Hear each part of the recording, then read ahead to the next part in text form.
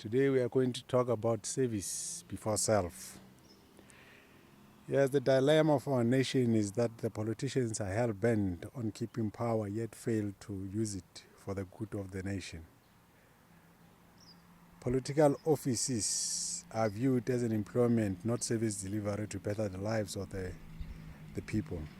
These job seekers in the political organizations become gatekeepers for the next election to continue the power mongering.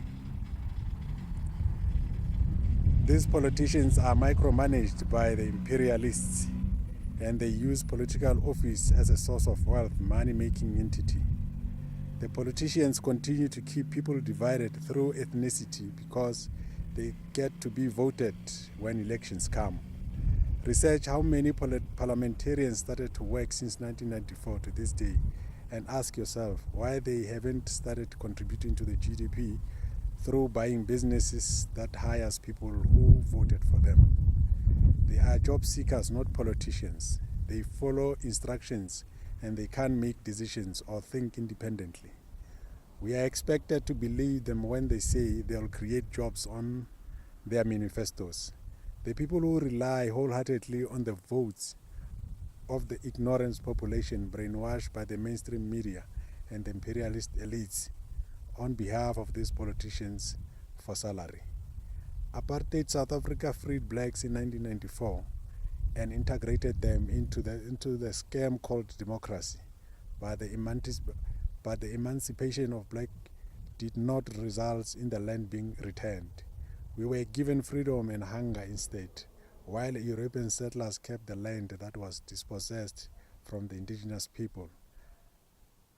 Our struggle didn't result in black population at least getting a hectare of land to produce food to feed themselves, to cultivate as an economic base.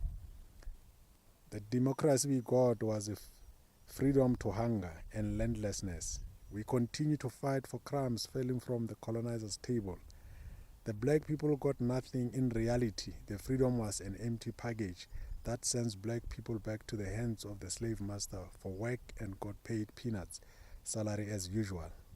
The color black continues to be a stigma that keeps our reality as something worthless and degrading to this day. The puppets politicians negotiated the integration of black people into white supremacy system, were rewarded by receiving shares into white-owned corporations and got houses in the white suburbs as part of appreciation following economic power and land to remain unchanged. The betrayal of black agenda struggle left black people frozen and churches was empowered to deepen Jesus' gospel to ensure black people embrace poverty as our reality that needs us to die first, then we will find it in heaven next to God. This was just another program to make us fools beyond measure, destroying our way of life for something the enemy taught us at school, radios and TVs. The struggle for land has changed into the struggle for money. Politicians become the chief peddlers of propaganda that created apartheid apologists and rhetoric demagogues. They've divided the poor people and it benefited these job seekers politicians. The imperialists created leverage to loot and steal the wealth of the masses out of this land. The sad part is that African Union is funded by World Bank and IMF, and ECOWAS, SADC are no different, and the African Development Bank. Shareholders are USA and EU representatives. African countries will never develop when the same African political leaders get fed by these colonizers through NGOs they've planted in our countries. We must rise up and stop believing in the rhetorics and lies peddled by these politicians.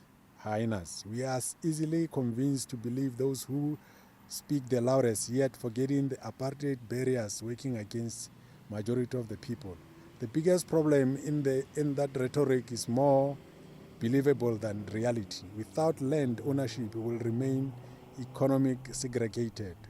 Revolutionary service must be the legacy that will motivate self-reliance and repair our fractured society.